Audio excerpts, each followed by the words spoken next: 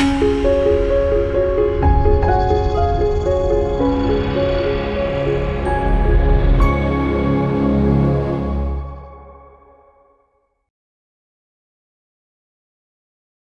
మాత్రం. నేను మీ journalist Navatha. Welcome to our voice. America ఎదుగుతున్న దేశాలుగా ఉండడాన్ని మిగతా దేశాల్లో యాక్సెప్ట్ చేస్తుంది, కానీ ఎదిగిన దేశాలుగా మారడాన్ని అస్సలు ఒప్పుకోదు. అన్నిటికంటే ముఖ్యమైనది ఏంటంటే, అమెరికా డాలర్ని ఎవరైనా తాకిండ్రు అనుకో, అంటే డాలర్కి ప్రత్యామ్నాయం తీసుకొస్తాము, లేకపోతే డాలర్ రేట్ పడిపోయేలాగా చేస్తామని ఎవరైనా అంటే మాత్రం వాళ్ళని ఎప్పటికీ క్షమించదు, వాళ్ళని వదిలిపెట్టదు. వాళ్ళు నాశనం అయిపోయేదాకా అదే పనిలో ఉంటుంది. ఇది చాలా మంది చెప్పే మాట. ఇప్పుడు రష్యా, చైనా, భారత్, ఇరాన్లను తమ గుప్పెట్లో ఉంచుకోవడానికి, ఎందుకంటే వీళ్ళు రష్యా, చైనా, భారత్ వీళ్ళందరూ కలిసి రూపాయికి ప్రత్యామ్నాయాన్ని ఏర్పాటు చేయాలి, దానిలోనే బిజినెస్ చేయాలని ఆలోచించుకుంటారు. అందుకే వీళ్ళందరినీ తమ గుప్పెట్లో ఉంచుకోవడానికి పాకిస్తాన్తో కొన్నేళ్లుగా అణు ఆయుధాల ముప్పును శాశ్వతంగా పాతిపెట్టింది. ఇప్పుడు అలాంటి పాకిస్తాన్ని గడగడలాడిస్తూ మీరేమన్నా చేస్తే మీ దేశంలోకి ఎంటర్ అయి సర్వనాశనం చేస్తామని ప్రూవ్ చేసిన నరేంద్ర మోదీని ఊరికే వదిలేస్తారా? వదిలిపెట్టరు. అందుకే భారతదేశాన్ని ప్రేమించే ప్రతి ఒక్కరూ ఈ వీడియోని తప్పకుండా చూసి వీలైనంత ఎక్కువ మందికి షేర్ చేయండి. రాబోయే సంవత్సరన్నర కాలం చాలా చాలా చాలా చాలా చాలా ఇంపార్టెంట్. ఇది భారతదేశ భవితవ్యాన్ని నిర్ణయించబోతోంది. ఉత్త భారతదేశ భవితవ్యం మాత్రమే కాదు, మీ భవిష్యత్తును, మీ భావితరాల భవిష్యత్తును, మీ పిల్లల భవిష్యత్తును కూడా నిర్ణయించబోతోంది. దేశం లోపల భారీ ఎత్తున కుట్రలు జరుగుతున్నాయి. ఏంటి అనుకుంటున్నారా? చైనా, పాకిస్తాన్, అమెరికా ఈ మూడు డీప్ స్టేట్గా మారి మన భారతదేశంలో చాలా తీవ్రంగా పనిచేస్తున్నాయి. దీనికి ఇక్కడున్న కొందరు ప్రతిపక్ష నాయకులు కూడా మద్దతు తెలుపుతున్నారు అని మాటలు వస్తున్నాయి. ఇప్పటికైనా మనం మేల్కొనకపోతే బంగ్లాదేశ్లో ఏదైతే జరిగిందో అదే తరహాలో ఇక్కడ కూడా భారీ విధ్వంసాన్ని చవిచూడాల్సి వస్తుంది. దానికి ఉదాహరణ చెప్తా. సిఐఏ. ఏంటి సిఐఏ అనుకుంటున్నారా? సిఐఏ ఆపరేషన్ అంటే డైవర్షన్, డిసెప్షన్, డివిజన్. అంటే మరల్చడం, మోసం చేయడం, విభజించటం. ఇప్పటికే ఇవి ప్రారంభమైపోయాయి. వాళ్ళు పెట్టుకున్న సమయం 12 నుంచి 18 నెలలు మాత్రమే. అందులో మొదటిది బీజేపీ లోపలే, ఆ పార్టీ లోపలే ఒకరి మీద ఒకరు అభియోగాలు వేసుకుంటూ, లేకపోతే ఒకరి పద్ధతులు ఇంకొకరికి నచ్చకుండా పార్టీని విచ్ఛిన్నం చేసే కుట్ర బీజేపీ లోపల నుంచి. ఇక రెండవది ఆర్ఎస్ఎస్ శ్రేణుల్లో అయోమయాన్ని సృష్టించడం. మూడవది మోదీని పక్కన పెట్టడం, ఆయన పూర్తిగా తొలగించడం. ఈ కుట్ర కోసం 32 నుంచి 38 మంది ఎంపీలను, 20 నుంచి 42 మంది ప్రతిపక్ష నాయకులను ఎంచుకున్నారనే ఆరోపణలు కూడా వస్తున్నాయి. గడిచిన కొన్ని రోజులుగా దీనికి సంబంధించిన లక్షణాలు మనకు స్పష్టంగా కనిపిస్తున్నాయి. అవి చెప్తా చూడండి. యువతను దారి తప్పించడానికి రాహుల్ గాంధీ ఎలక్షన్ కమిషన్ మరియు ప్రభుత్వంపై అసత్య ప్రచారాలు చేస్తున్నాడు. ఎలక్షన్ కమిషన్ సరిగ్గా పనిచేయట్లేదని, ప్రభుత్వానికి అనుకూలంగా పనిచేస్తోందని, ఓటర్ లిస్టులలో తప్పులున్నాయని, డబల్ ఓట్లు ఉన్నాయని, ఇలా యువతలో, ప్రజలలో ఒక ఆందోళన కలిగిస్తున్నాడు. ఇక ఢిల్లీలో కాంగ్రెస్ ఆందోళనలు నేను చెప్పవసరం లేదు. అంతేకాదు భారత్కి వ్యతిరేకంగా పనిచేసే సోషల్ మీడియా ఖాతాలు ప్రచారాన్ని తీవ్రతరం చేసినాయి. వాటిని బూస్ట్ చేస్తున్నారో ఏం చేస్తున్నారో తెలియదు, కానీ అవి మస్తు వైరల్ అయిపోతున్నాయి. దాంతో మన చేతిలో ఉన్న మొబైల్ ఫోన్లో కొన్ని వార్తలు చూసి మనం కూడా అవే నిజమని నమ్ముకుంటూ ఆ స్థితిలోకి మనల్ని తీసుకెళ్తున్నారు.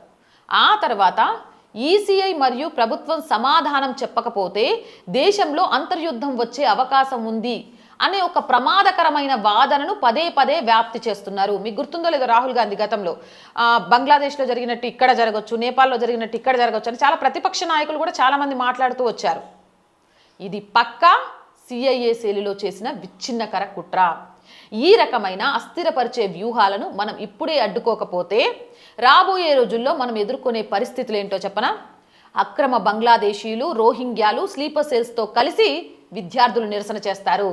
అట్లెట్లా చెప్తామంటే, మొన్న బొద్దింకల జనతా పార్టీ నిరసనలో ఉందెవరు? పాకిస్తానీ వాళ్ళు ఉన్నారు. వాళ్ళు పోలీస్ వేషంలో వద్దామనుకున్నారు. ఎక్కడో సౌదీ నుంచి ఒక కంపెనీకి సంబంధించిన ఆయన 20 మంది ఎంప్లాయీస్ని పంపించిండు. విదేశీయులు ఉన్నారు. 2800 పైగా నేర చరిత్ర కలిగిన వాళ్ళు ఉన్నారు. నిజమైన విద్యార్థులు అక్కడ ఎంతమంది ఉన్నారు? వాళ్ళకంటే ఎక్కువగా ఆ ఉద్యమం ద్వారా భారత్ని అస్థిరపరచాలి అని ప్రయత్నం చేసిన వాళ్ళే ఎక్కువగా ఉన్నారు.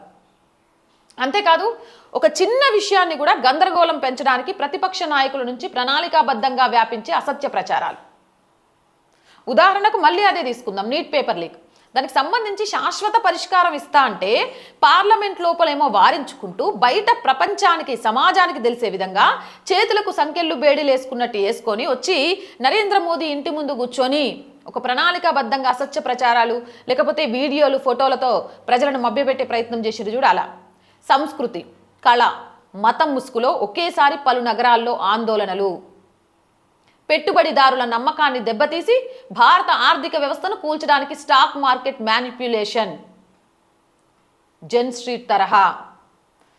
దీనికి ఉదాహరణ చెప్పనా, భారతదేశంలో మైనారిటీలకు రక్షణ లేదు, లేకపోతే భారతదేశంలోకి చైనా దూసుకొని వస్తోంది, పాకిస్తాన్ యుద్ధానికి సిద్ధమవుతుంది. ఇలాంటివన్నీ చెప్పినప్పుడు ఏమవుతుంది, అమ్మో భారతదేశంలో పరిస్థితి బాగాలేదు, మనం ఇక్కడ పెట్టుబడులు పెట్టామనుకో నష్టపోతాం అని అంతర్జాతీయంగా వచ్చే పెట్టుబడులు ఆగిపోతాయి. ఇది చాలా పెద్ద కుట్ర. మన అంతర్జాతీయ ప్రతిష్టను నాశనం చేయడానికి భారతదేశం శాంతియుత విద్యార్థులపై దాడి చేస్తుంది అని చిత్రీకరించి అంతర్జాతీయ మీడియా ప్రచారం. ఎక్కడి నుంచో విదేశాల నుంచి ఇక్కడికి రిపోర్టర్లు వచ్చి పెద్ద పెద్ద హోటళ్లలో వండుకుంటూ ఇక్కడిది కవరేజ్ చేశారు. ఒక చిన్న ఇష్యూను చాలా పెద్ద ఇష్యూగా చూపించే ప్రయత్నం చేయడం, ఇంటర్నేషనల్ లెవెల్లో భారత్ని ఎంత డ్యామేజ్ చేయడానికి, మోదీ ప్రభుత్వాన్ని కూల్చడానికి ప్రపంచ దేశాల ముందు ఈరోజు ప్రపంచ దేశాల ప్రతినిధులు మోదీకి జీ హుజూర్ అంటున్నాయి.